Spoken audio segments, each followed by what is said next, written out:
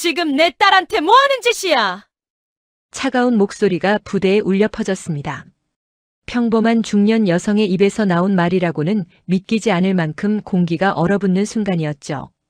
바닥에 쓰러진 젊은 여군, 그 앞에 선 오만한 간부, 그리고 모든 것을 지켜본 한 어머니. 대체 이 평범해 보이는 어머니의 정체는 무엇이길래 이 한마디가 대한민국 군대 전체를 뒤흔들게 될까요? 이 이야기가 가슴에 남았다면 댓글에 존중이라는 단어를 적어주세요. 우리가 잃지 말아야 할 건 힘이 아니라 사람에 대한 존중입니다. 무료로 할 수 있는 가장 큰 응원, 구독과 좋아요도 부탁드려요. 그날 아침 파주 육군 정보사령부. 김지원 하사는 오늘따라 더욱 긴장된 마음으로 내무실 침대 시트를 정돈하고 있었습니다. 몇 달 만에 어머니가 면회를 오시는 날이었으니까요. 명문대 외국어학과를 졸업하고 정보특기로 입대한 김지원은 부대에서 촉망받는 인재였어요. 하사 김지원. 침대 각이 이게 뭐야? 이게 각으로 보여? 박민수 중사의 날카로운 목소리가 새벽 정적을 갈랐습니다. 38살의 박민수는 정보사에서 독사로 불렸어요. 특히 자신보다 똑똑하거나 능력 있는 여군들을 병적으로 괴롭히기로 악명이 높았죠. 죄송합니다. 다시 정리하겠습니다. 김지원은 이미 완벽한 침대를 다시 펼쳤습니다. 하지만 박민수는 김지원이 애써 정돈한 시트를 발로 구겨버렸어요.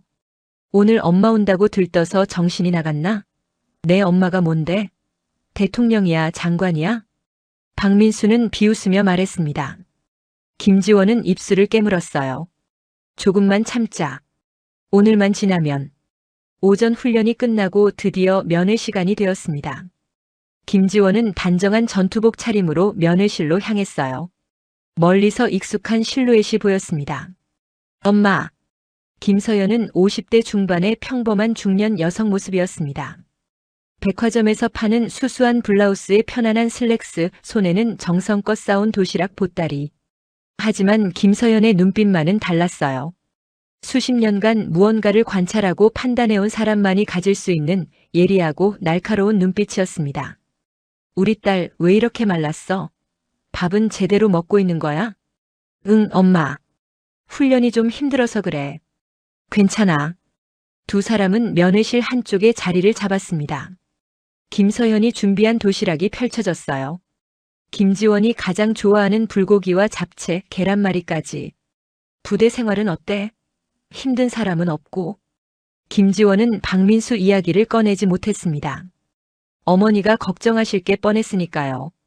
엄마는 평생 나만 바라보고 사셨는데 이런 걸로 걱정 끼쳐드릴 순 없지.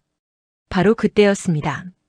면회실 문이 거칠게 열리더니 박민수 중사가 굳은 표정으로 들어섰어요. 하사 김지원, 지금 면회 시간인가? 예, 박 중사님. 정규 면회 시간입니다. 오전 작전 보고서는 제출했나? 내가 지적한 오타 수정은 끝났고.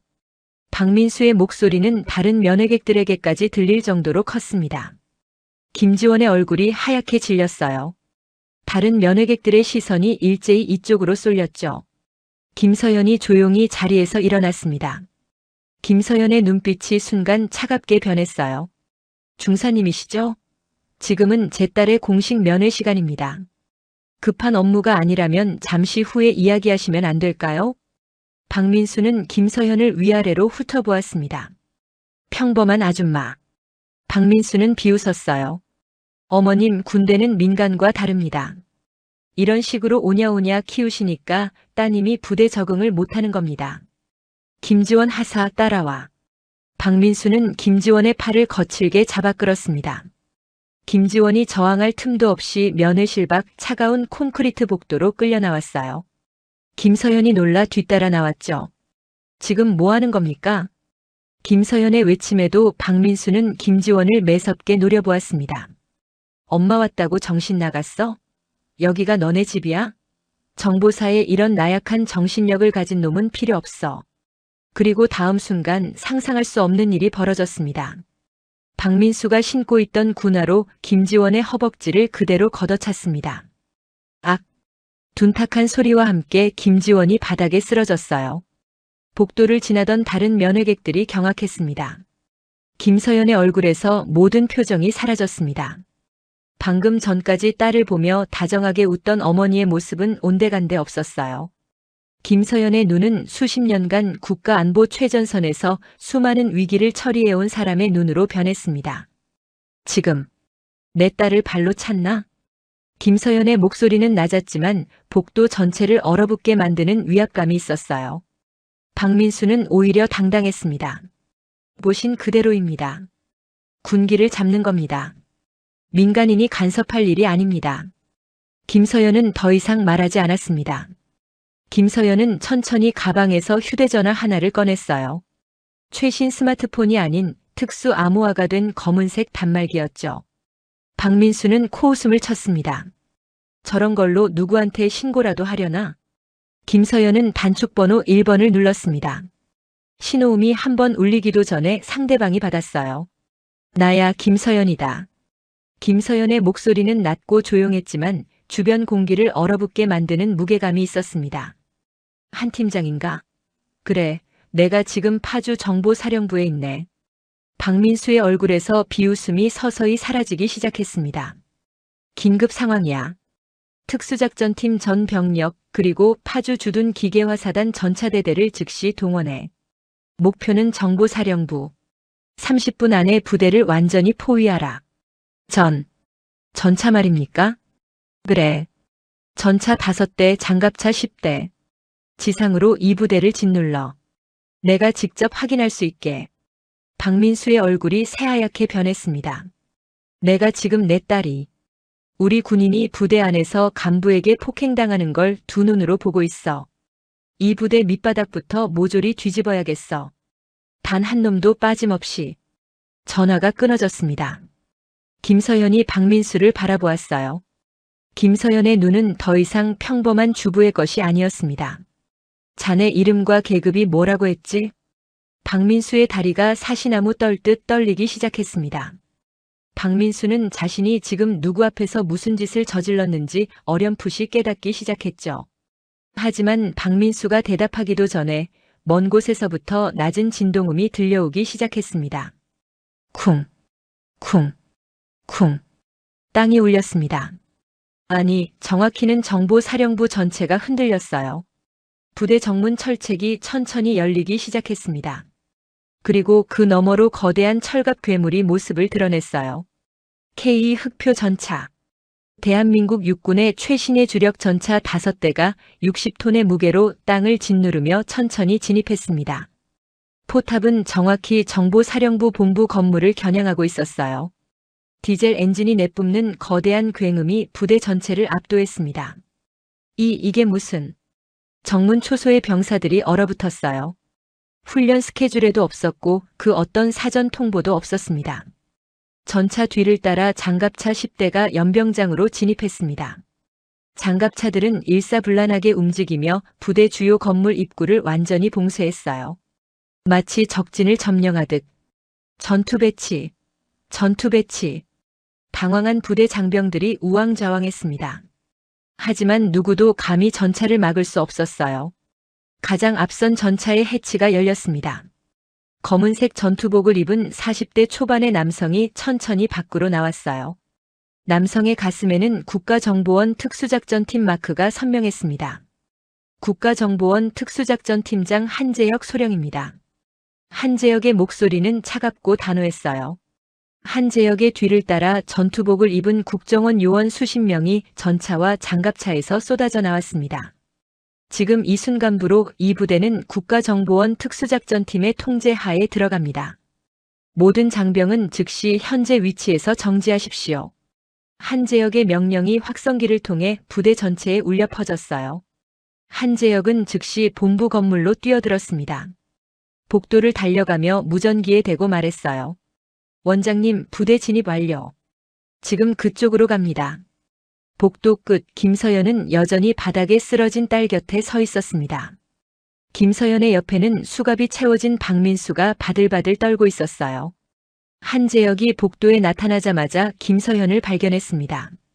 한재혁은 김서연의 산보 앞에서 우뚝 멈춰 섰어요. 그리고 허리를 깊숙이 숙이며 거수 경례를 올렸습니다. 국가정보원 특수작전팀장 한재혁 원장님 명 받들어 도착했습니다. 원장님. 그 단어가 복도에 모인 모든 사람들의 귀를 때렸습니다. 국가정보원장. 대한민국 정보기관의 최고 수장. 국가 안보를 책임지는 이 나라에서 손꼽히는 권력자였어요. 박민수의 얼굴이 새하얗게 질렸습니다. 박민수의 다리가 완전히 풀려 그 자리에 주저앉았어요. 박민수는 자신이 방금 군화로 걷어찬 그 나약한 여군 하사의 어머니가 국정원장이었다는 사실을 깨달았습니다. 수고했네, 한 팀장. 김서연의 목소리는 여전히 차갑고 조용했습니다. 저게 내 딸이야. 한재혁의 시선이 바닥에 쓰러진 김지원에게로 향했어요. 그리고 김지원의 곁에서 수갑찬 채로 떨고 있는 박민수를 발견했습니다. 한재혁의 얼굴이 순식간에 분노로 일그러졌어요. 저자가 감히 원장님의 따님을. 내 딸이라서가 아니야. 김서연이 한재혁의 말을 잘랐습니다. 이 군복을 입은 우리 군인이 이 나라를 지키는 병사가 저런 자에게 폭행을 당했다는 게 문제야. 그것도 부모가 보는 앞에서. 이 부대가 얼마나 썩었으면 이런 일이 버젓이 벌어지는가. 김서연은 박민수를 차갑게 내려다보았습니다. 저자를 즉시 특수감금실로 이송해. 군사법원 회부 전까지 단 1초도 감시를 늦추지 마. 알겠습니다. 국정원 요원 2명이 박민수를 끌고 갔습니다. 박민수는 비명을 지르며 발버둥쳤지만 소용없었어요. 아닙니다. 원장님, 저는 몰랐습니다. 용서해 주십시오. 박민수의 비명은 점점 멀어져 갔습니다. 바로 그때 급히 보고를 받고 뛰어나온 정보사령부 사령관 소장과 참모진이 복도에 나타났어요. 사령관은 전차가 부대를 포위한 광경을 보고 경악했습니다. 이게 도대체 무슨 상황입니까? 누구 허락받고? 사령관의 말이 끊어졌습니다. 복도 끝에 서 있는 김서현을 발견한 것이었어요. 김서현 원장님? 사령관의 얼굴이 창백해졌습니다. 사령관. 김서연의 목소리는 칼날처럼 차가웠습니다. 자네 부대 한복판에서, 그것도 민간인인 부모가 보는 앞에서 병사에 대한 폭행이 일어났네. 그런데도 자네는 그 사실조차 몰랐지. 이게 지휘관인가? 그건 지금 이 순간부로 정보사령부 전체에 대한 특별 감찰을 실시한다. 김서연은 손짓으로 한재혁을 불렀어요. 한 팀장, 사령관을 포함한 모든 지휘관의 지휘권을 즉시 정지시켜. 국방부 조사본부가 도착할 때까지 이 부대는 우리가 직접 통제한다. 네, 원장님. 한재혁이 무전기를 들었습니다. 전 작전팀 부대 장악 개시. 사령부 본부, 각 부서 사무실, 생활관, 모든 시설을 즉시 봉쇄한다. 어떠한 서류나 파일도 반출을 허가하지 않는다. 국정원 요원들이 일사불란하게 움직이기 시작했어요.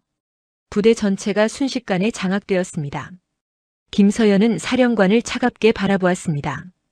사령관, 자네는 지금부터 모든 지휘권을 박탈당한다. 국방부 조사본부의 조사를 받도록. 원장님, 이건 너무 과도한가? 김서연의 목소리가 한층 더 차갑게 가라앉았어요. 자네 부대에서 상습적인 폭행과 가혹행위가 자행되고 있었는데도 자네는 아무것도 몰랐네. 이게 과도한 처분인가, 아니면 자네가 과도하게 무능한 건가? 사령관은 더 이상 대꾸하지 못했습니다. 김서연은 연병장으로 걸어 나왔어요. 전차와 장갑차에 둘러싸인 부대 장병들이 모두 김서연을 바라보고 있었습니다. 김서연은 확성기를 들었습니다. 나는 국가정보원장 김서연이다. 김서연의 목소리가 부대 전체에 울려 퍼졌어요. 오늘 이 부대에서 용납할 수 없는 일이 벌어졌다. 한 병사가 간부에게 무자비하게 폭행당했다. 하지만 이것은 시작에 불과하다. 지금부터 이 부대의 모든 부조리를 뿌리 뽑을 것이다. 부대가 숨을 죽였습니다. 만약 여러분 중 부당한 대우를 받았거나 가혹행위를 목격한 사람이 있다면 지금 당장 국정원 조사팀에 증언하라. 여러분의 신원은 완벽하게 보호될 것이며 보복은 절대 용납하지 않을 것이다. 그때 복도 한쪽 어둠 속에서 한 영관급 장교가 조용히 휴대전화를 꺼내고 있었어요. 장교의 손가락이 떨리며 어떤 번호를 눌렀습니다. 하지만 장교는 몰랐습니다. 국정원 특수작전팀이 부대에 진입하는 순간부터 이미 모든 통신이 감청되고 있다는 것을 상황실 차량 안 통신감청 요원이 헤드셋을 쓰고 보고했습니다. 팀장님, 수상한 통화 포착했습니다. 정보 분석과 작전 참모 이중령이 외부로 긴급 통화 시도 중입니다. 내용은 큰일 났습니다. 국정원이 부대를 장악했습니다. 박민수가 체포됐습니다.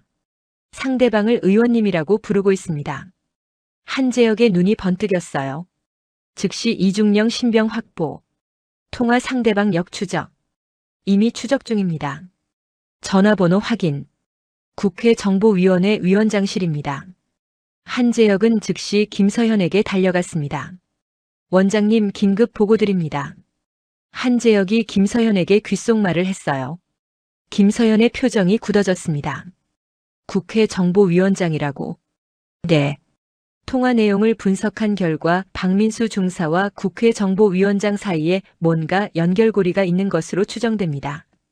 김서현은 씁쓸하게 웃었습니다. 벌레 한 마리를 잡았더니 뒤에 독사가 숨어 있었군. 김서현은 하늘을 올려다보았어요. 해가 저물기 시작했습니다. 한 팀장 이중령을 즉시 격리신문에, 그리고 박민수 중사의 휴대전화 통화 기록, 문자 메시지, 모든 것을 복구해서 내게 보고하게. 알겠습니다. 김서현은 다시 부대 장병들을 바라보았습니다. 오늘부터 정보사령부는 새로 태어난다. 그리고 김서현의 눈빛이 날카로워졌어요. 이 부대를 썩게 만든 자들, 그 배후에 있는 모든 자들을 반드시 찾아낼 것이다. 계급이 얼마나 높든 권력이 얼마나 막강하든 상관없이. 그날 밤 정보사령부는 불야성이 되었습니다. 국정원 조사팀은 밤새 증거를 수집했고 피해 병사들의 증언을 받았어요. 그리고 조사가 진행될수록 충격적인 진실이 드러나기 시작했습니다. 박민수의 폭행은 빙산의 일각에 불과했어요. 이 부대에는 훨씬 더 깊고 어두운 비밀이 숨어 있었습니다. 3챕터. 새벽 3시 정보사령부 지하신문실. 박민수는 차가운 철제 의자에 묶인 채 땀을 뻘뻘 흘리고 있었습니다. 박민수의 앞에는 국정원 신문관 2명이 서 있었어요. 박민수 중사, 마지막으로 묻겠다. 누구 지시로 김지원 하사를 괴롭힌 건가? 아무도 없습니다. 제가 그냥. 거짓말. 신문관이 탁자를 내리쳤습니다. 탁자 위에는 박민수의 휴대전화에서 복구한 메시지들이 출력되어 있었어요. 이게 뭔가?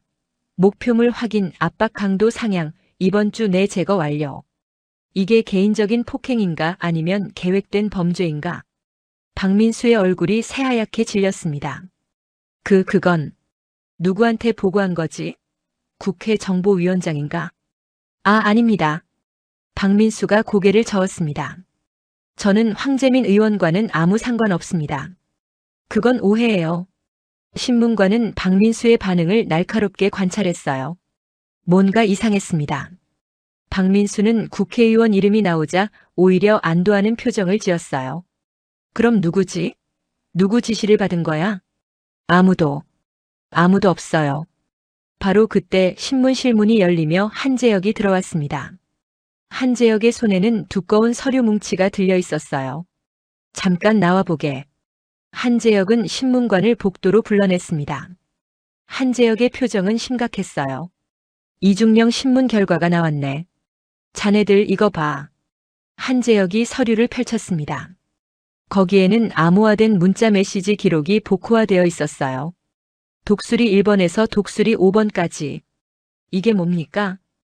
코드명이야. 이중령 진술에 따르면 정보사령부 내부에 비밀 조직이 있다고 하네. 비밀 조직이요? 이름은 검은 독수리회. 소장급 장성 5명이 중심이 된 조직이라고 하네. 정보사 내부 인사 작전, 예산을 사실상 이들이 통제하고 있었대. 신문관의 얼굴이 굳어졌습니다. 그럼 박민수는 말단 실행자에 불과해. 진짜 문제는 훨씬 더 깊숙한 곳에 있어. 한재혁은 복도 끝을 바라보았어요. 저 멀리 김서현이 다른 조사관들과 회의하고 있는 모습이 보였습니다. 원장님께 즉시 보고해야겠어. 국정원 임시 상황실. 김서연은 한재혁의 보고를 듣고 있었습니다. 김서연의 표정은 점점 굳어졌어요. 검은 독수리 회라. 김서연은 벽에 붙은 조직도를 바라보았습니다. 소장급 5명이 중심이라고 했나? 네. 하지만 이중령도 실체를 정확히 알지는 못합니다. 조직은 철저히 세포 조직으로 운영되고 각자 자기 직속 상관 1명만 알고 있다고 합니다. 목적은 아직 불확실합니다. 하지만 이중령 진술에 따르면 조직은 정보사 내부에서 특정 인물들을 의도적으로 제거해왔다고 합니다. 능력 있는 여군, 개혁 성향의 젊은 장교들. 김지원 하사도 그 타깃 중 하나였던 것 같습니다. 김서연의 눈이 차갑게 빛났습니다. 증거는 이중령의 개인 노트북에서 암호화된 파일을 발견했습니다. 현재 국정원 사이버팀이 복호화 작업 중입니다. 김서연은 창밖을 바라보았어요. 동이 트기 시작했습니다. 한 팀장, 지금 즉시 국방부 장관에게 연락하게. 정보사령부 전체에 대한 전면 조사가 필요하다고 보고해. 알겠습니다. 그리고 박민수를 다시 신문해. 이번에는 검은 독수리회에 대해 물어봐. 박민수가 말단이라면 박민수 위에 누가 있는지 반드시 알아내야 해. 바로 그때 상황실 문이 벌컥 열리며 사이버팀 요원이 뛰어들어왔습니다. 원장님, 파일 복호화 완료했습니다. 내용은? 요원은 노트북을 김서연 앞에 놓았어요. 화면에는 충격적인 내용이 떠 있었습니다. 제거 대상 명단입니다. 총 37명. 그중 12명은 이미 강제 전역되었거나 사고로 부상당해 전역했습니다. 김서연은 명단을 훑어보았습니다. 김서연의 손가락이 한 이름 위에서 멈췄어요. 김지원 하사. 15번째 타깃. 김서연의 목소리가 떨렸습니다. 목표 정신적 압박을 통한 자진 전역 유도. 실패 시 신체적 부상을 통한 강제 전역. 한재혁이 분노로 주먹을 쥐었어요. 이 미친놈들이. 김서연은 명단을 계속 내려갔습니다. 그리고 한 부분에서 멈췄어요. 보호 대상 명단? 예, 그 밑에 또 다른 리스트가 있습니다. 화면을 스크롤하자 새로운 명단이 나타났습니다. 보호 대상이라는 제목 아래 20여 명의 이름이 적혀 있었어요. 그리고 그 옆에는 각각 의원 아들, 장성 조카, 재벌 손자라는 메모가 붙어 있었습니다. 이건 낙하산 인사명단이군. 김서연의 목소리는 얼음장같이 차가웠어요. 능력 있는 병사들은 제거하고 연줄 있는 무능한 자들은 보호한다. 이게 대한민국 정보사령부의 실체였나? 김서연은 노트북을 덮었습니다. 한 팀장, 이 명단에 있는 모든 사람을 보호 조치하게. 특히 아직 부대에 남아있는 사람들은 즉시 안전한 곳으로 격리해. 알겠습니다. 그리고 검은 독수리회의 실체를 찾아내야 해. 소장급 5명이 누구인지. 김서연이 다시 조직도를 바라보았을 때 상황실 전화가 울렸습니다. 요원이 전화를 받더니 얼굴이 창백해졌어요. 원장님, 큰일 났습니다. 무슨 일인가? 방금 정보사 병원에서 연락이 왔습니다. 이중령이 독극물을 먹고 의식불명 상태입니다. 뭐라고? 김서연이 벌떡 일어났습니다. 어떻게 된 거야? 이중령은 격리 감금 중이었잖아. 그게 저녁 식사 도시락에 독극물이 섞여 있었던 것 같습니다. 지금 응급처치 중이지만 한재혁이 즉시 무전기를 들었어요. 전 병력 비상. 박민수 감금실 즉시 확인. 몇 초 후 무전기에서 다급한 목소리가 들렸습니다. 팀장님, 박민수도 쓰러졌습니다. 독극물 중독 증세. 상황실이 아수라장이 되었습니다. 김서연은 창밖을 바라보았어요. 동이 완전히 떠올랐습니다. 조직이 움직이기 시작했군. 김서연의 목소리는 조용했지만 그 속에는 분노가 끓어오르고 있었어요. 증인을 제거해서 입을 막으려는 거야. 하지만 김서연은 돌아서서 팀원들을 바라보았습니다. 너무 늦었어. 우리는 이미 파일을 확보했고 명단도 손에 넣었어. 이제 검은 독수리회 너희들 차례다. 김서연은 한재혁에게 명령했습니다. 한 팀장, 정보사 내 소장급 이상 전원 즉시 소환. 한 명도 빠짐없이. 하지만 원장님, 그건 군 지휘 체계를 완전히. 지금은 비상사태야. 조직이 증거인멸에 나섰어. 더 늦기 전에 꼬리를 잡아야 해. 바로 그때 요원 한 명이 또 다른 노트북을 가지고 왔습니다. 원장님, 이중령 노트북에서 또 다른 파일을 발견했습니다. 내용은 회의록입니다. 검은 독수리 외의 비밀 회의록. 그리고 참석자 코드명이 적혀 있습니다. 김서연의 눈이 번뜩였어요. 드디어 조직의 실체에 한 발 더 다가간 것입니다. 국군 수도병원 중환자실. 김지원은 깨끗한 환자복을 입고 침대에 누워 있었습니다.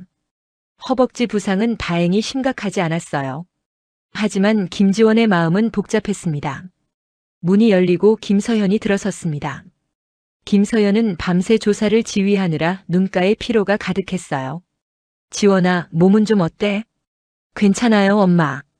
김지원은 어머니를 똑바로 바라보았습니다. 엄마가 국정원장이셨다는 거 저는 정말 몰랐어요. 알고 있어. 김서연은 딸의 침대 옆에 앉았어요. 일부러 말 안 했어. 내가 내 힘으로 살아가길 바랐거든. 하지만 결국. 지원아. 김서연이 딸의 손을 잡았습니다. 내가 당한 건 내 잘못이 아니야. 이 부대가, 아니 이 조직이 썩어 있었던 거야. 김서연은 잠시 망설이다 입을 열었어요. 사실 박민수는 시작에 불과해. 박민수 뒤에는 훨씬 더 큰 조직이 있어. 검은 독수리회라는 비밀 조직이 정보사 내부를 장악하고 있었어. 김지원의 눈이 커졌습니다. 비밀 조직이요? 그래. 그리고 내가. 너는 그들의 제거 대상 명단에 있었어. 15번째로. 김지원은 말을 잃었어요. 왜요? 제가 뭘 잘못한 건데요? 내가 너무 우수했으니까. 능력 있는 병사들은 그들에게 위협이었던 거야. 특히 개혁적이고 정의감 강한 사람들은.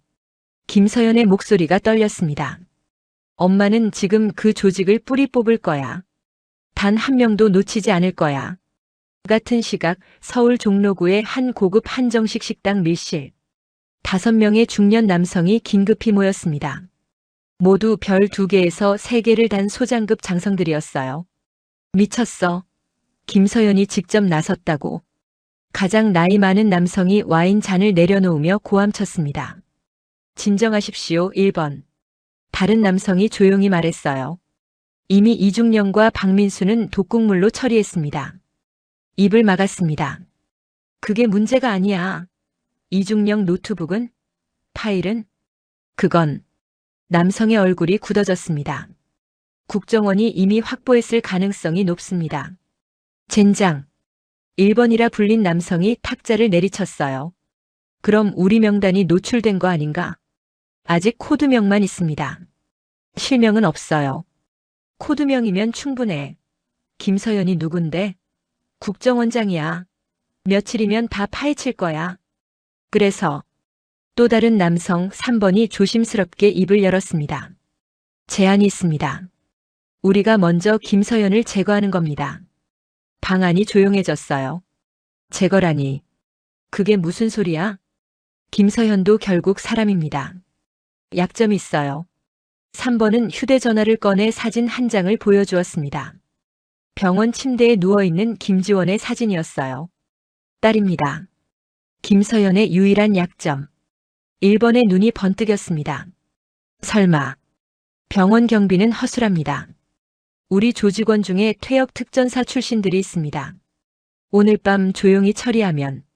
미쳤어? 5번이 벌떡 일어났습니다. 국정원장 딸을 건드리겠다고. 그건 선전포고야. 우리 모두 죽고 싶어? 가만히 있어도 죽습니다. 3번의 목소리는 차갑고 단호했어요. 김서연은 절대 물러서지 않을 겁니다.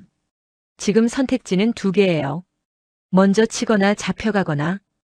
1번은 한참을 고민하다 고개를 끄덕였습니다. 좋아. 하지만 실패는 용납 안 해. 완벽하게 처리해. 국정원 임시상황실. 한재혁이 회의록 분석 결과를 보고하고 있었습니다. 코드명 독수리 1번부터 5번까지 총 5명입니다. 회의록 내용을 분석한 결과 이들은 최소 5년 전부터 조직을 운영해온 것으로 보입니다. 목적은 명확하지 않습니다. 하지만 회의록에는 프로젝트 청소라는 단어가 반복적으로 나옵니다. 능력 있는 병사들을 제거하고 자신들의 사람을 심는 것. 마치 정보사를 사조직화하려는 것처럼 보입니다. 김서연은 회의록을 읽으며 미간을 찌푸렸어요. 이상한데. 단순히 부대 장악이 목적이라면 이렇게까지 치밀할 필요가 없어. 뭔가 더 큰 목적이 있는 것 같은데. 더 큰 목적이요? 정보사는 대한민국 군 정보의 중추야. 만약 이곳을 장악한다면 김서연의 얼굴이 굳어졌습니다. 외부 세력의 정보를 팔아넘길 수도 있어. 또는 쿠데타 같은. 설마 그런. 바로 그때 상황실 문이 벌컥 열렸습니다. 사이버팀 요원이 다급하게 뛰어들어왔어요. 원장님, 긴급 상황입니다. 무슨 일인가? 방금 다크웹 모니터링 중 수상한 의뢰를 포착했습니다. 암살 청부 의뢰. 타깃은? 요원이 숨을 고르고 말했습니다. 국군 수도병원 입원 중인 김지원 하사입니다. 김서연의 얼굴이 창백해졌어요. 뭐라고? 의뢰 금액은 10억 원. 그리고 시한은? 오늘 밤 자정까지입니다. 한재혁이 즉시 무전기를 잡았습니다. 병원 경비팀 즉시 비상 배치. 김지원 하사병실 주변 완전 봉쇄. 김서연은 재빨리 외투를 집어들었어요. 나도 병원으로 간다. 원장님 위험합니다. 이건 함정일 수도. 내 딸이 위험한데 가만히 있으라고. 김서연의 목소리는 떨렸지만 단호했습니다. 한 팀장, 병원 주변 1km 이내 모든 수상 인물 검문. 특전사 출신 용병들을 특히 주의해. 알겠습니다. 김서연이 상황실을 나서려는 순간 요원이 또 다른 보고를 했어요. 원장님, 추가 정보 들어왔습니다. 의뢰인 추적 결과 IP 주소가 국방부 내부망에서 발신되었습니다. 김서연이 멈춰 섰습니다. 국방부 내부망? 네. 정확히는 정보사령부 작전통제실입니다. 한재혁의 얼굴이 굳어졌어요. 그럼 검은 독수리회가 직접 움직이고 있다는 겁니까?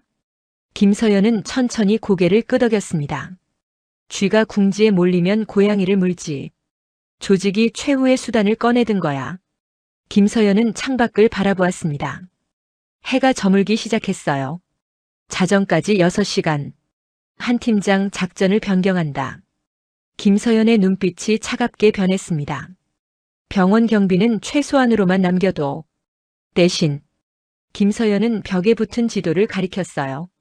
병원 주변의 함정을 파자. 놈들이 오게 만들고 그 자리에서 체포한다. 살아있는 증인이 필요해. 하지만 따님이 위험한데. 지원이는 내가 직접 지킨다. 김서연은 권총집을 허리에 찼습니다.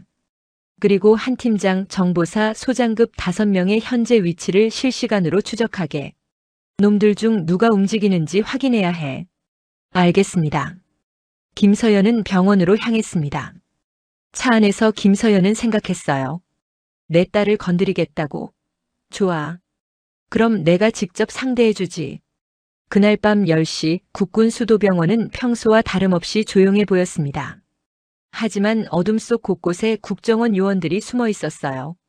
그리고 병원 2km 밖 검은색 승합차 한 대가 천천히 다가오고 있었습니다. 차 안에는 전투복을 입은 남성 5명이 타고 있었어요. 모두 특수부대 출신의 전직 군인들이었습니다. 타깃 위치 확인. 3층 중환자실. 경비 상황은? 이상하게 허술해. 너무 쉬운데? 함정일 수도.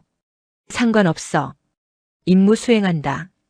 승합차가 병원 후문 쪽으로 조용히 접근했습니다. 바로 그때 병원 옥상에서 김서연이 야간 투시경으로 이 모든 것을 지켜보고 있었어요. 한 팀장 표적 포착. 5명 확인. 체포팀 대기 중입니다. 김서연은 권총 안전장치를 풀었습니다. 좋아. 놈들이 건물 안으로 들어오는 순간 모든 출구를 봉쇄해. 단 한 명도 놓치지 마. 국군 수도병원 후문 자정 10분 전.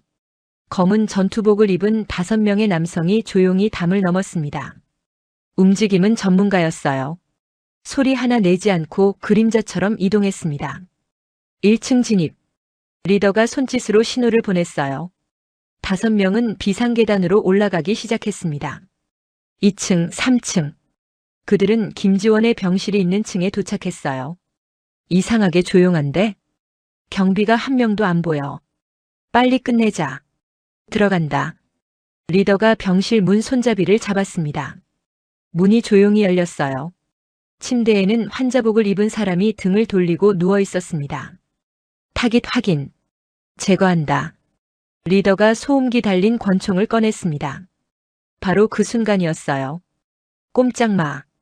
차가운 목소리가 뒤에서 들렸습니다. 5명이 동시에 뒤를 돌아봤어요. 복도에 김서현이 서 있었습니다. 김서현의 손에는 권총이 들려 있었어요. 그리고 김서현의 뒤로 국정원 특수요원 10여 명이 총을 겨누고 있었습니다. 국가정보원이다. 무기를 버리고 엎드려라. 리더는 순간 판단했습니다. 도주. 흩어져. 5명이 동시에 다른 방향으로 뛰기 시작했어요. 하지만 그들이 몰랐던 것이 있었습니다. 병원 전체가 이미 포위되어 있다는 것을. 전팀 체포 개시. 복도 양쪽에서 특수요원들이 쏟아져 나왔습니다. 비상계단, 엘리베이터 모든 출구가 봉쇄되었어요. 한 명이 제압당했습니다. 이어서 2번째, 3번째. 리더는 필사적으로 창문 쪽으로 달렸습니다. 하지만 창문을 열자마자 밖에서 대기하던 요원이 테이저건을 쏘았어요. 으악! 전기 충격에 리더가 쓰러졌습니다. 5분도 안 돼서 5명 전원이 체포되었어요. 김서연은 침대로 다가갔습니다. 침대에 누워있던 사람이 일어나 환자복을 벗었어요. 여성 요원이었습니다. 수고했네. 김서연은 리더에게 다가가 수갑을 채웠습니다. 누가 보냈나? 리더는 입을 다물었어요. 말 안 해도 돼. 어차피 내 휴대전화 위치 추적으로 다 알아낼 테니까. 한재혁이 리더의 주머니에서 휴대전화를 꺼냈습니다. 통화 기록을 확인하더니 김서현에게 보여줬어요. 원장님 마지막 통화. 발신자가 국방부 내부망입니다. 그리고 위치는 한재혁의 얼굴이 굳어졌습니다. 현재 종로구 한정식 식당. 정보사 이작전 소장의 신용카드로 예약된 밀실입니다. 김서연의 눈이 번뜩였어요. 이작전 소장. 독수리 1번이군. 지금 즉시 현장을 급습하겠습니다. 아니. 김서연이 손을 들어 말렸습니다. 너무 급하게 움직이면 증거를 인멸할 거야. 다른 방법을 써야 해. 김서연은 리더를 내려다보았습니다. 자네 이름이 뭔가? 리더는 여전히 침묵했어요. 좋아. 말 안 해도 돼. 대신 제안이 하나 있네. 김서연은 무릎을 굽혀 리더와 눈높이를 맞췄습니다. 자네 고용주한테 전화해. 임무 성공했다고. 그리고 대금 지급 장소를 물어봐. 미쳤어? 내가 왜? 선택지는 2개야. 협조하면 감형. 거부하면 동료들과 함께 최고형. 김서연의 목소리는 차갑고 단호했어요. 그리고 자네 가족 생각해봐. 자네가 여기서 20년 썩는 동안 자네 아이들은. 리더의 얼굴이 흔들렸습니다. 만약 내가 협조하면 내 가족은 보호해줄 수 있어? 약속하지. 리더는 한참을 고민하다 고개를 끄덕였어요. 30분 후 종로구 한정식 식당 밀실. 5명의 장성은 여전히 대책회의 중이었습니다. 연락이 왜 이렇게 안 와? 1번이 초조하게 시계를 보았어요. 바로 그때 1번의 휴대전화가 울렸습니다. 발신자는 암살팀 리더였어요. 어떻게 됐나? 임무 완수했습니다. 정말? 확실한가? 네. 타깃 제거 완료. 대금 지급 부탁드립니다. 1번은 안도의 한숨을 쉬었습니다. 잘했어. 내일 아침 우리 부대 후문에서 만나자. 거기서 현금으로. 죄송하지만 변경 요청드립니다. 리더의 목소리가 들렸어요. 현장이 생각보다 어수선합니다. 다른 장소에서 받고 싶습니다. 어디? 지금 계신 그곳은 어떻습니까? 조용하고 안전할 것 같은데요. 1번은 잠시 망설였습니다. 하지만 너무 급한 상황이었어요. 좋아. 30분 후에 오게. 전화가 끊어졌습니다. 밀실 밖 복도에서 국정원 특수팀이 대기하고 있었습니다. 김서연이 무전기를 들었어요. 놈들이 미끼를 물었다. 30분 후 작전 개시. 정확히 30분 후 식당 밀실 문이 열렸습니다. 왔나? 1번이 문을 보며 말했어요. 하지만 들어온 것은 암살팀이 아니었습니다. 김서현이었습니다. 안녕하십니까, 장군님들. 김서현의 목소리는 얼음처럼 차가웠어요. 5명의 얼굴이 동시에 새하얗게 변했습니다. 김서현? 놀라셨습니까? 제 딸을 죽이려던 분들이 이렇게 편하게 술을 드시고 계시니 제가 직접 인사를 와야겠더군요. 김서현의 뒤로 특수요원들이 쏟아져 들어왔습니다. 국가정보원 특수작전팀이다. 전원살인 교사 및 내란 음모 혐의로 체포한다. 5번이 벌떡 일어났습니다. 내란 음모? 그게 무슨? 검은 독수리회. 김서현이 차갑게 말했어요. 정보사를 장악해서 뭘 하려 했죠? 군사 기밀을 외부에 팔아넘기려 했습니까? 아니면 더 큰 계획이 있었습니까? 1번의 얼굴에서 모든 혈색이 사라졌습니다. 당신이 어떻게? 이중령 노트북 회의록, 암살 청부 통화 기록, 그리고 김서현은 또 다른 서류를 꺼냈어요. 스위스 비밀 계좌 내역까지 모두 확보했습니다. 5명은 그 자리에 주저앉았습니다. 모든 것이 끝났어요. 김서현은 그들을 내려다보았습니다. 당신들은 군인이 아닙니다. 그저 제복을 입은 범죄자일 뿐입니다.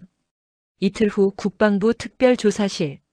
검은 독수리회 5명은 각각 분리 신문을 받고 있었습니다. 신문이 진행될수록 충격적인 진실이 드러나기 시작했어요. 인정합니다. 우리는 군사 기밀을 외부에 팔았습니다. 1번 이작전 소장이 고개를 숙였습니다. 누구한테? 중국 정보기관입니다. 지난 3년간 북한 관련 정보, 미군 합동훈련 계획, 첨단 무기 도입 일정. 모든 걸 넘겼습니다. 조사관의 얼굴이 굳어졌어요. 대가는 1인당 연간 20억 원. 스위스 비밀 계좌로 받았습니다. 그래서 능력 있는 병사들을 제거한 건가? 조직을 들킬까봐? 그것도 있지만 이 작전은 잠시 망설이다 입을 열었습니다. 우리는 정보사를 완전히 장악하려 했습니다. 애국심 강하고 정의감 있는 병사들은 방해가 됐어요. 대신 우리 말을 잘 듣는 사람들로 채워 넣으려 했습니다. 김지원 하사도 그래서 타깃이 된 건가? 네. 김지원은 너무 우수했습니다. 실력도 뛰어나고 도덕성도 강했어요. 방치하면 언젠가 우리 조직을 발각할 수 있었습니다. 조사관은 진술서를 덮었습니다. 당신들은 군인이 아니라 반역자입니다. 같은 시각 인터넷에서는 또 다른 폭풍이 일고 있었습니다. 국정원장의 딸 정보사 근무. 이게 우연일까? 익명의 게시글이 각종 커뮤니티에 올라오기 시작했어요. 조회수는 폭발적으로 증가했습니다. 김서현 원장이 딸을 정보사에 넣은 건 검은 독수리회를 적발하기 위한 사전 계획이었다. 모든 게 각본이었다. 김지원 하사 폭행 사건도 연출? 국정원장이 군을 장악하려는 정치쇼? 악성 댓글이 쏟아지기 시작했습니다. 결국 엄마 찬스 맞네. 계획적으로 딸 심어놓고 공을 세운 거잖아. 정보사에 국정원 스파이 심은 거 아냐? 이게 정상인가? 김서현도 결국 내 새끼 띄우기였네. 실망이다. 국정원 상황실. 한재혁이 모니터를 보며 보고했습니다. 원장님, 온라인에서 따님을 겨냥한 여론 공격이 시작됐습니다. 조직적으로 움직이는 것 같습니다. 배후는 추적 중입니다만 검은 독수리회와 연결된 외부 세력으로 추정됩니다. 중국 정보기관이 여론전을 펼치는 것 같습니다. 김서현은 모니터를 바라보았어요. 쏟아지는 악성 댓글들을 보며 김서현의 주먹이 떨렸습니다. 원장님, 대응 방안을 마련하겠습니다. 아니. 김서현은 고개를 저었어요. 내가 나서면 오히려 역효과야. 지원이가 스스로 증명해야 해. 하지만 따님은 아직 부상 중이시고. 그래도 이건 지원이가 넘어야 할 산이야. 김서현은 창밖을 바라보았습니다. 국군 수도병원. 김지원은 병실 침대에서 노트북으로 기사들을 보고 있었어요. 김지원의 눈에 눈물이 고였습니다. 제가 엄마를 이용한 건가요? 침대 옆에 앉아있던 김서현이 딸의 손을 잡았습니다. 지원아, 내가 정보사에 간 건 내 선택이었어. 엄마는 아무 개입도 안 했어. 하지만 사람들은 다 계획된 거라고. 중요한 건 진실이야. 사람들이 뭐라든 상관없어. 김서연은 딸을 똑바로 바라보았어요. 지원아, 내가 선택해. 이대로 숨어 있을 거야? 아니면 나와서 싸울 거야? 김지원은 한참을 고민했습니다. 그리고 천천히 고개를 들었어요. 싸우겠습니다. 제 이름으로. 김서연은 미소 지었습니다. 좋아. 그럼 엄마가 도와줄게. 일주일 후 국방부 대강당. 김지원은 목발을 짚고 단상에 올랐습니다. 수백 명의 기자가 모여 있었어요. 저는 김지원 하사입니다. 김지원의 목소리는 떨렸지만 단호했습니다. 저는 어머니가 국정원장이라는 사실을 입대 전까지 몰랐습니다. 정보사 배치도 정상적인 인사 절차를 거쳤습니다. 증거가 있습니까? 한 기자가 소리쳤어요. 있습니다. 김지원은 서류를 들어 올렸습니다. 재입대 지원서, 면접 평가서, 배치 심사 기록. 모든 과정이 여기 있습니다. 그 어떤 특혜도 없었습니다. 김지원은 잠시 숨을 고르고 말을 이었어요. 저는 박민수 중사에게 폭행당했습니다. 그것은 사실입니다. 하지만 그것이 제가 나약해서가 아닙니다. 이 부대가, 이 조직이 썩어 있었기 때문입니다. 그래도 결과적으로 어머니 덕을 본 거 아닙니까? 아닙니다. 김지원의 목소리가 높아졌습니다. 만약 제 어머니가 국정원장이 아니었다면 저는 그냥 당하고 쓰러져 있었을 겁니다. 하지만 그게 정상입니까? 어머니가 권력자가 아니면 군대에서 폭행당해도 구제받을 수 없다는 게 정상입니까? 강당이 조용해졌습니다. 저는 운이 좋았습니다. 제 어머니가 힘이 있었으니까요. 하지만 저보다 먼저 이 조직에게 짓밟힌 36명의 병사들은요? 그들은 어머니가 국정원장이 아니라서 그냥 쓰러져야 했습니까? 김지원의 눈에서 눈물이 흘렀습니다. 저는 앞으로 제 실력으로 증명하겠습니다. 김서연의 딸이 아니라 군인 김지원으로서. 기자들 사이에서 박수가 터져 나왔습니다. 회견이 끝나고 김지원이 단상에서 내려오는데 한재혁이 급히 다가왔어요. 김하사 원장님께 긴급히 연락드려야 할 것 같습니다. 무슨 일입니까? 방금 국정원 해외 정보망에서 보고가 들어왔습니다. 중국 정보기관이 검은 독수리회 구출 작전을 계획하고 있다고 합니다. 김지원의 얼굴이 굳어졌어요. 구출 작전이요? 네. 그리고 목표는 재판이 열리는 군사법원입니다. 이틀 후죠. 한재혁은 김지원을 똑바로 바라보았습니다. 김하사도 증인으로 법정에 서게 되어 있습니다. 위험할 수 있습니다. 김지원은 잠시 망설이지 않았어요. 괜찮습니다. 저는 법정에 서겠습니다. 하지만 저는 군인입니다. 도망치지 않습니다. 이틀 후 용산 군사법원. 두꺼운 방탄 유리로 둘러싸인 특별법정에 검은 독수리회 5명이 수갑을 찬 채 앉아 있었습니다. 법정 밖에는 수백 명의 기자와 방청객이 대기하고 있었어요. 피고인 이작전 외 4명은 국가보안법 위반, 군사기밀 누설, 살인교사, 내란 음모 등의 혐의로 기소되었습니다. 재판장의 목소리가 법정에 울려 퍼졌습니다. 검찰 측 증인을 신문하겠습니다. 법정 문이 열리고 김지원이 목발을 짚고 들어왔습니다. 김지원은 증인석에 앉았어요. 증인 선서하십시오. 김지원은 오른손을 들었습니다. 양심에 따라 숨김과 보탬이 없이 사실 그대로 말할 것을 맹세합니다. 검사가 앞으로 나왔습니다. 증인, 피고인 박민수로부터 폭행당한 경위를 진술해 주십시오. 김지원은 침착하게 그날의 일을 설명했습니다. 면회실에서의 일, 복도에서의 폭행, 모든 것을. 그리고 증인은 검은 독수리회의 제거 대상 명단 15번째였습니다. 이에 대해 알고 계셨습니까? 아니요. 전혀 몰랐습니다. 증인이 타깃이 된 이유가 뭐라고 생각하십니까? 김지원은 피고인석의 5명을 똑바로 바라보았어요. 제가 군인으로서 옳은 일을 하려 했기 때문입니다. 부조리를 참지 않았기 때문입니다. 바로 그때였습니다. 쾅! 법정 밖에서 거대한 폭발음이 들렸습니다. 건물 전체가 흔들렸어요. 뭐야? 테러다. 법정이 순식간에 아수라장이 되었습니다. 방청객들이 비명을 지르며 출구로 달려갔어요. 법정 경비를 맡던 헌병들이 무전기를 들었습니다. 1층 로비에서 폭발. 정체불명의 무장단체가 진입 중. 김서연은 방청석에서 즉시 일어났습니다. 김서연은 권총을 꺼내며 한재혁에게 소리쳤어요. 한 팀장, 피고인 확보. 절대 놓치면 안 돼. 알겠습니다. 한재혁이 특수팀을 이끌고 피고인들을 에워쌌습니다. 김서연은 김지원에게 달려갔어요. 지원아, 괜찮아? 예, 엄마. 근데 이게 중국 정보기관이야. 피고인들을 빼내려는 거야. 총성이 복도에서 울려 퍼졌습니다. 타타탕. 헌병들과 침투조 사이에 교전이 벌어지고 있었어요. 법정 봉쇄. 아무도 들어오지 못하게 해. 재판장이 소리쳤습니다. 하지만 법정 문이 폭파되며 날아갔습니다. 쾅. 연기 속에서 전투복을 입은 무장단체 10여 명이 돌입했어요. 피고인 확보.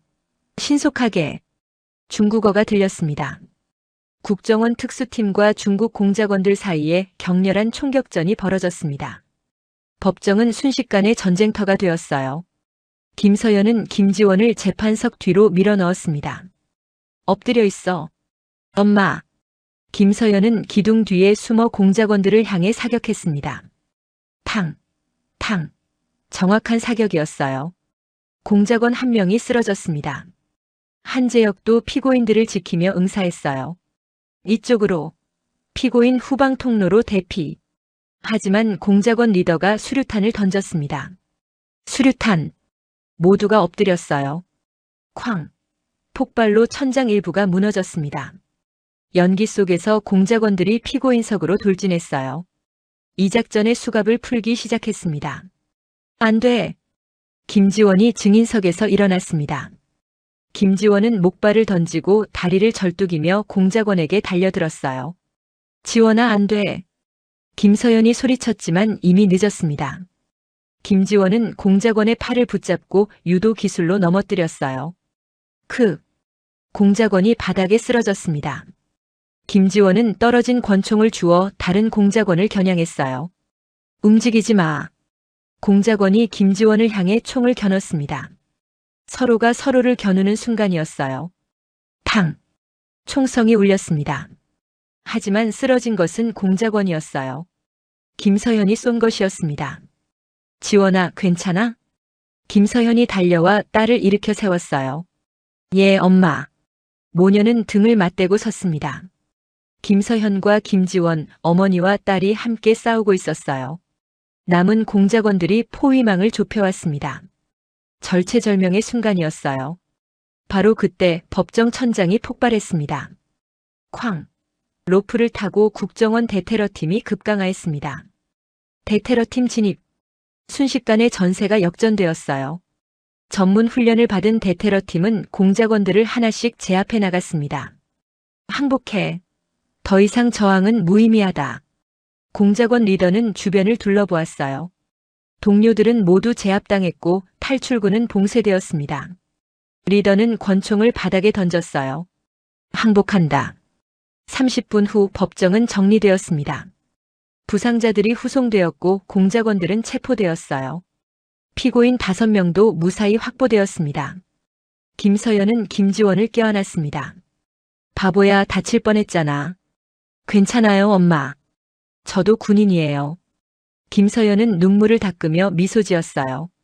그래, 내가 증명했어. 내 실력으로. 재판은 며칠 후 재개되었습니다. 검은 독수리 외 5명은 모두 유죄 판결을 받았어요. 최고형인 무기징역이었습니다. 법정을 나서며 김지원은 맑은 하늘을 올려다보았습니다. 모든 것이 끝났어요. 하지만 김서연의 휴대전화가 울렸습니다. 원장님, 긴급 보고입니다. 한재혁의 목소리가 들렸어요. 중국 정보기관이 보복을 선언했습니다. 김지원 하사를 타깃으로 지정했다고 합니다. 김서연의 얼굴이 굳어졌습니다. 한 전쟁이 끝났지만 또 다른 전쟁이 시작되고 있었어요. 일주일 후 국정원 상황실. 김서연은 중국 정보기관의 동향을 모니터링하고 있었습니다. 화면에는 실시간 첩보가 떠 있었어요.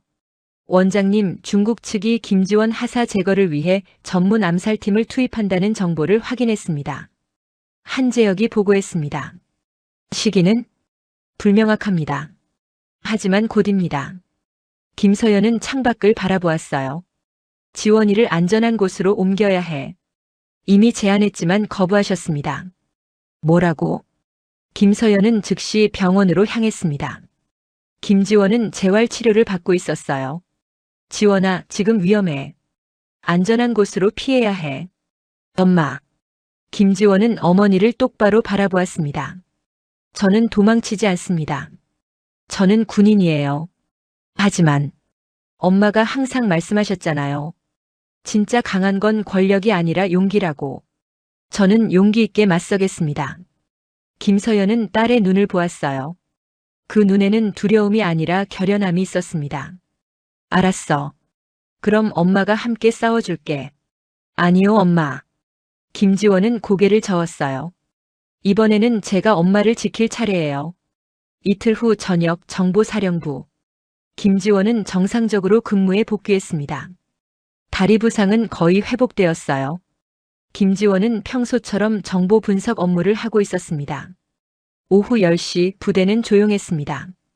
김지원은 사무실에서 혼자 보고서를 작성하고 있었어요. 바로 그때 창문 밖에서 작은 소리가 들렸습니다. 찰칵. 김지원은 즉시 불을 껐습니다. 그리고 책상 아래로 몸을 숨겼어요. 김지원의 심장이 미친 듯이 뛰었습니다. 창문이 조용히 열렸습니다. 검은 옷을 입은 인형 2개가 침투했어요. 타깃 위치 확인. 중국어 속삭임이 들렸습니다. 암살자들이 김지원을 찾기 시작했어요. 하지만 김지원은 책상 아래서 움직이지 않았습니다. 차분하게 기회를 노려 암살자 한 명이 책상 쪽으로 다가왔습니다. 바로 그 순간 김지원이 책상 아래에서 뛰쳐나와 암살자의 다리를 걷어찼어요. 암살자가 넘어졌습니다. 김지원은 재빠르게 비상벨을 눌렀어요. 삑삑삑. 부대 전체에 비상벨이 울렸습니다. 또 다른 암살자가 김지원을 향해 칼을 휘둘렀습니다. 김지원은 간신히 피했어요. 칼날이 김지원의 팔을 스쳤습니다. 피가 흘렀습니다. 하지만 김지원은 물러서지 않았어요.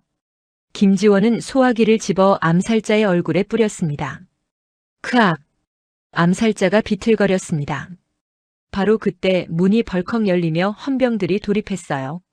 움직이지 마. 암살자들은 포위되었습니다. 하지만 리더가 수류탄을 꺼냈어요.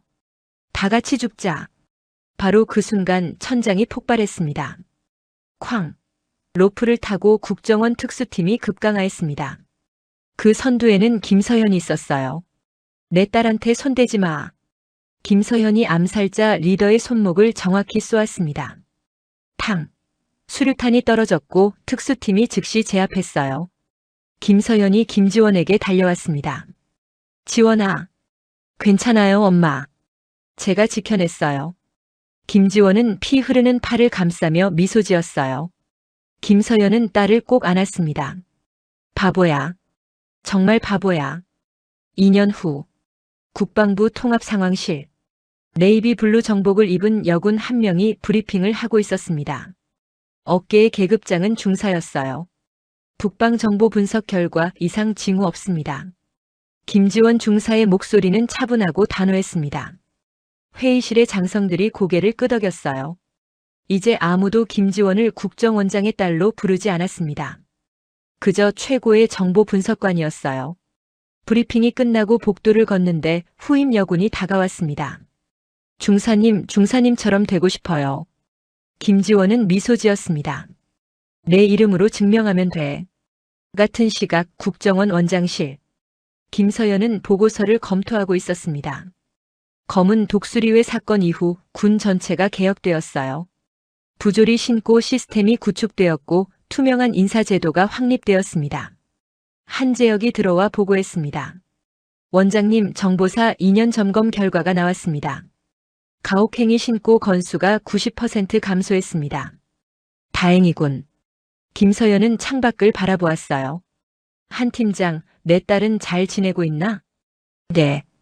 김지원 중사는 현재 정보사 최우수 분석관으로 활약 중입니다. 김서연은 미소 지었습니다.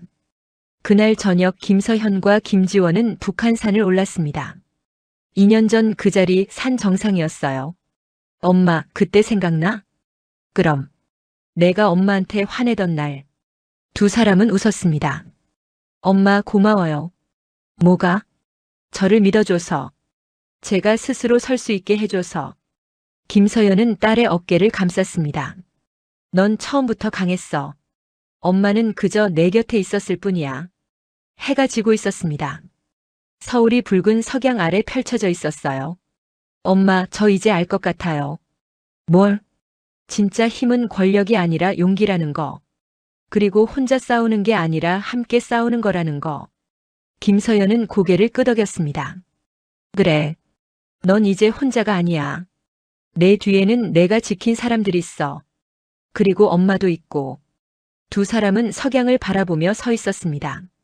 한때 군화에 밟혔던 그 자리에서 일어나 이제는 자신의 이름으로 당당히 서 있는 한 군인. 그리고 권력이 아닌 사랑으로 딸을 지킨 한 어머니.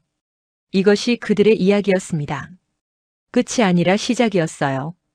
김지원의 휴대전화가 울렸습니다. 중사 김지원입니다. 긴급 출동. 서해상 수상 선박 포착.